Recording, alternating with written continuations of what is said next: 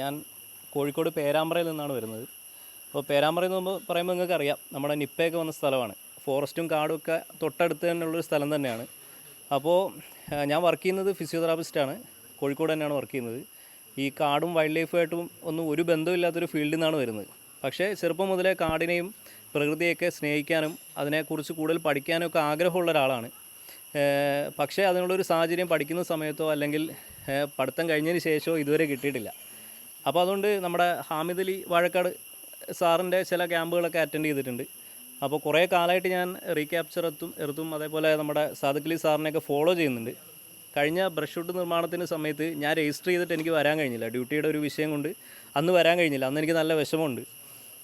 അപ്പോൾ ഇപ്രാവശ്യം വീണ്ടും ഒരു ക്യാമ്പ് വന്നപ്പോൾ എനിക്കതിൽ എങ്ങനെയെങ്കിലും എത്തിച്ചേരുക, എന്നെക്കൊണ്ട് കഴിയുന്ന എന്തെങ്കിലും ഒരു കാര്യം നമ്മുടെ പ്രകൃതിക്ക് വേണ്ടി ചെയ്യണം എന്നുള്ള ഒരു അതിയായ ആഗ്രഹത്തിൻ്റെ പുറത്താണ് ഞാൻ വന്നത്.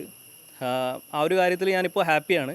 കാരണം വളരെ എഫക്റ്റീവായിട്ടുള്ള രീതിയിൽ തന്നെ ഈ ക്യാമ്പിൽ പങ്കെടുക്കാനും ഇതിൽ പാർട്ടിസിപ്പേറ്റ് ചെയ്യാനും അങ്ങനെയുള്ള കാര്യങ്ങളിൽ കൂടുതൽ അറിവുകൾ നേടാനും, പ്രത്യേകിച്ച് ഈ ഇൻവേസീവ് പ്ലാന്റ്സ് നമ്മുടെ വീട്ടിലും പറമ്പിലുമൊക്കെ കാണുന്ന പ്ലാന്റ്സ് അതിൽ പലതും ഈ ഇൻവേസീവ് പ്ലാന്റ്സ് ആണ് എന്നുള്ളൊരു തിരിച്ചറിവ് ഇവിടെ ഇന്നലെ നടന്ന ഒരു സെഷൻ കൊണ്ട് മാത്രമാണ് എനിക്ക് കിട്ടിയത്. അല്ലെങ്കിൽ ഞാൻ നോർമലി ഒരു ചെടി എന്നുള്ള രീതിയിൽ കണ്ടുകൊണ്ടിരുന്ന പലതും നമ്മുടെ പ്രകൃതിയെ എങ്ങനെ, നമ്മുടെ ക്ലൈമറ്റിനെ എങ്ങനെ ബാധിക്കുന്നു, വൈൽഡ് ലൈഫിനെയും ആനിമൽസിനെയും ഒക്കെ എങ്ങനെ ബാധിക്കുന്നു എന്നുള്ള കാര്യം സാറിൻ്റെ ക്ലാസ്സും അതുപോലെ ആ ഒരു പ്രസൻറ്റേഷനും കൊണ്ടാണ് എനിക്ക് കൂടുതൽ മനസ്സിലായത്.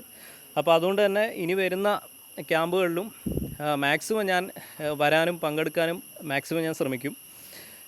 അതുപോലെ നമ്മുടെ റേഞ്ചർ സാറിൻ്റെ കാര്യം പ്രത്യേകം എടുത്തു പറയണം. കാരണം നമ്മൾ വർക്ക് ചെയ്യുന്നതിൻ്റെ കൂടെ സാറ് ഇറങ്ങി വന്നിട്ട് നമ്മുടെ കൂട്ടത്തിൽ ഒരാളായിട്ട് സാറ് നമ്മുടെ കൂടെ ആ ചെടികൾ പറിക്കാനും അത് മാനേജ് ചെയ്യാനൊക്കെ സാറിൻ്റെ അത് നമ്മൾ എടുത്തു പറയേണ്ട ഒരു സംഭവമാണ്.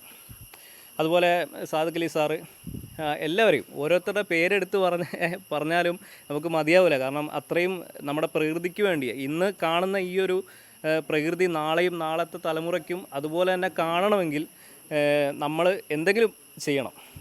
അപ്പോൾ അതിന് റീക്യാപ്ചർ എർത്ത് പോലെയുള്ള ഈ ഒരു കൂട്ടം അതിനുവേണ്ടി ശ്രമിക്കുന്നതിൽ അതിൻ്റെ ഭാരവാഹികളെ പ്രത്യേകം അഭിനന്ദിക്കുന്നു. ഞാൻ അതിൻ്റെ ഒരു ഭാഗമാകാൻ സാധിച്ചതിൽ ഞാൻ ഒരുപാട് ഹാപ്പിയാണ്. അപ്പോൾ താങ്ക് യു.